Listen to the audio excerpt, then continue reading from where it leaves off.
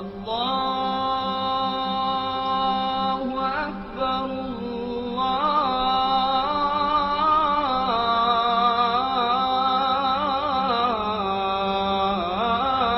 الله أكبر.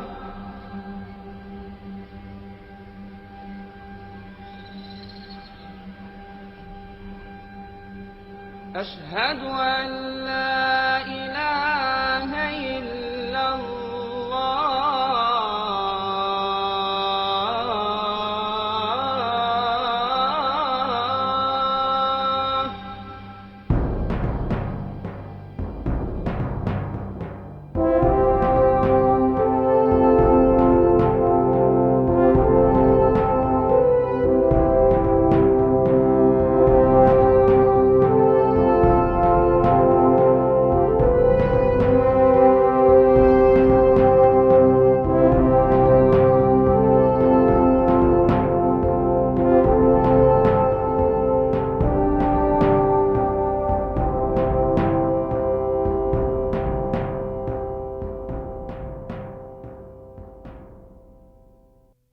حي على الفلاح.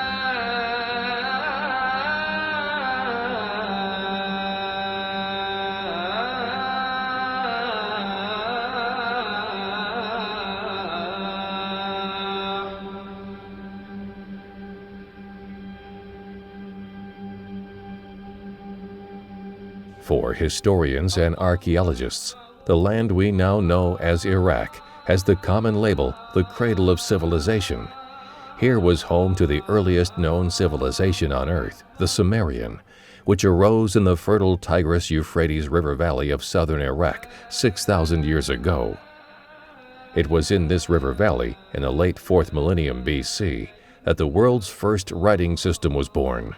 The Sumerian people flourished in this land for over 3,000 years.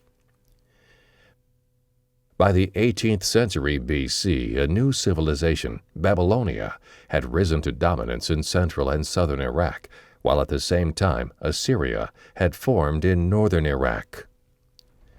The fertile land also drew the attention of neighboring rivals. For 3 millenniums, Mesopotamia, the land between the rivers, has rumbled to the sound of marching soldiers. In the 6th century, before the Common Era, Cyrus the Great of neighboring Persia, present-day Iran, defeated the Neo-Babylonian Empire. In the late 4th century before the Common Era, Alexander the Great conquered the region, putting it under Hellenistic rule for nearly 2 centuries. By the 1st century AD, the Romans invaded the region several times, marching from their territories in Syria. The region was once again a conquered outpost of Persia from 224 AD until the Islamic conquest of Mesopotamia in the 7th century. The Islamic conquest established Islam as a religion in Iraq. The city of Baghdad was built in the 8th century as their capital, and it became the leading metropolis of the Arab and Muslim world for 5 centuries. By the Middle Ages, Baghdad was the largest multicultural city in the world, peaking at a population of more than 1 million. It remained the center of learning during the Islamic Golden Age until the Mongols, led by Hulagu, a grandson of Genghis Khan, destroyed the city during the sack of Baghdad in the 13th century. The Mongols massacred most of the city's inhabitants, including the Caliph, and destroyed large sections of the city. The canals and dikes forming the city's irrigation system were also destroyed. The sack of Baghdad put an end to the Abbasid Caliphate, a blow from which the Islamic civilization never fully recovered. In the 16th century, most of the territory of present-day Iraq came under the control of the Ottoman Turks. Throughout most of the 400-year Ottoman rule, the territory of present-day Iraq was a battle zone between the rival regional empires and tribal alliances, a pattern that continues to this day.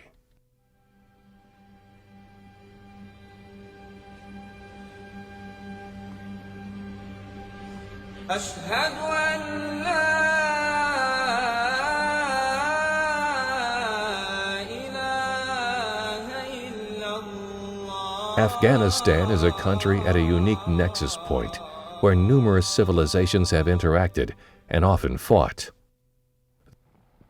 Alexander the Great and his Macedonian army arrived in the area of Afghanistan in 330 BCE after defeating Darius III of Persia a year earlier at the Battle of Gaugamela.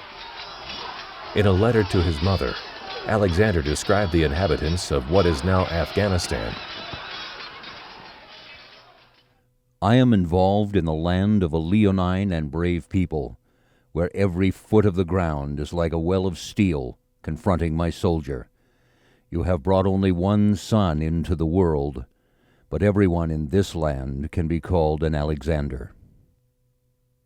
During the 7th century, Arabs brought the religion of Islam to the western area of Afghanistan and began spreading eastward. Although some accepted the new religion, others revolted and quickly went back to their old pre-Islamic way of life. But by the late 10th century, a series of wars had forced all of the remaining non-Muslim territories to convert to Islam, with the exception of the Kafiristan region. The local Afghan tribes were constantly oppressed by the Mughals of India and the Safavids of Persia. Any uprising by the native Afghans was quickly crushed with severe consequences by these empires. But the Afghans were always planning for their next revolt, as today, the way of the warrior was in their blood.